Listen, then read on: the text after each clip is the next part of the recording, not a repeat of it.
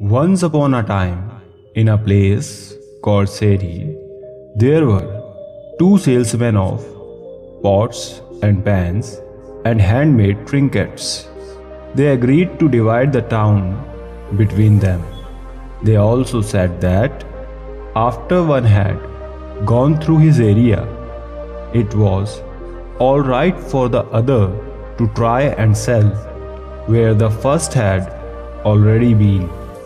One day, while one of them was coming down a street, a poor little girl saw him and asked her grandmother to buy her a bracelet.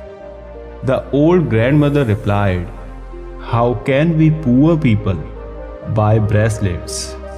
The little girl said, "Since we don't have any money, we can give our black sooty old plate." The old woman agreed to give it a try. So she invited the dealer inside. The salesman saw that these people were very poor and innocent, so he didn't want to waste his time with them. Even though the old woman pleaded with him, he said he had no bracelet that she could afford to buy. Then she asked, "We have an old plate that is useless to us. Can we trade it for a bracelet?" The man took it and, while examining it, happened to scratch the bottom of it. To his surprise, he saw that underneath the black suit it was a golden plate. But he didn't let on that he had noticed it. Instead, he decided to deceive these poor people so he could get the plate for the next to nothing. He said, "This is not worth even one bracelet. There is no value in this. I don't want it." He left, thinking he would return later when they would accept even less for the plate. Meanwhile, the other salesman, after finishing in his part of town, followed after the first, as they had agreed. He ended up at the same house.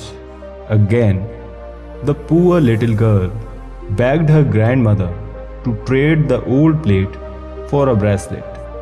The woman saw that this was a nice, tender-looking merchant and thought, "He is a good man, not like the rough-talking purse salesman." So she invited him in and offered to trade the same black sooty old plate for one bracelet.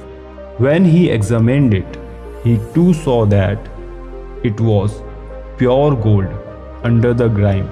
He said to the old woman, "All my goods and all my money together are not worth as much as this rich golden plate."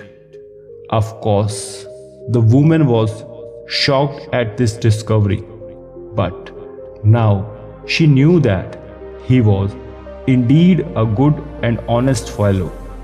So he said she would be glad to accept whatever he could trade for it. The salesman said, "I will give you all my pots and pans and trinkets, plus all my money, if you will let me keep just 8 coins and my balancing scale with its cover to put the golden plate in." They made the trade. He went down to the river, where he paid the 8 coins to the ferryman to take him across. By then, the greedy salesman had returned, already adding up huge imaginary profits in his head. When he met the little girl and her grandmother again, he said he had changed his mind and was willing to offer a few cents, but not one of his bracelets for the useless black sooty old plate. The old woman then calmly told him of the trade she had just made with the honest salesman and said, "Sir, you lied to us."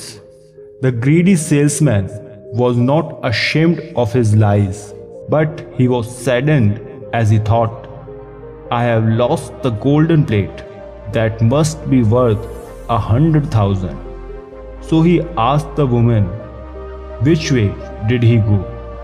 She told him the direction. He left all the things right there at her door and ran down to the river, thinking, "He robbed me. He won't make a fool out of me." From the riverside, he saw the honest salesman still crossing over on the ferry boat. He shouted to the ferryman, "Come back." But the good merchant told him to keep on going to the other side, and that's what he did.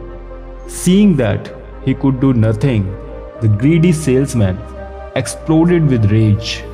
He jumped up and down, beating his chest. He became so filled with hatred towards the honest man who had won the golden plate that he made himself cough up blood. He had a heart attack and died on the spot. The moral is, you should try to be satisfied with what you have and be always respectful and honest with all the people. Thanks for watching. Don't forget to drop a message. Stay blessed.